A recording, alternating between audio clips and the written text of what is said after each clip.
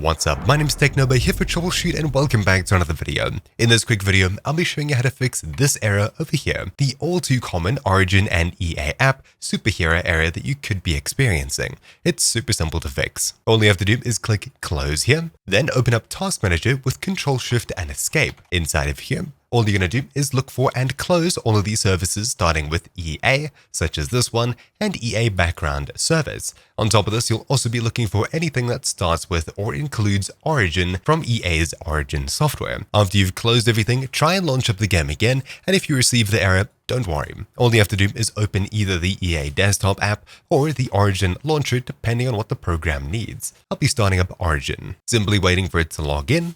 Even though it didn't load properly, now I should be able to fire up my game of choice and things will work properly. It's really that simple. So thank you all for watching. My name's been Technoba here for Troubleshoot, and I'll see you all next time. Ciao!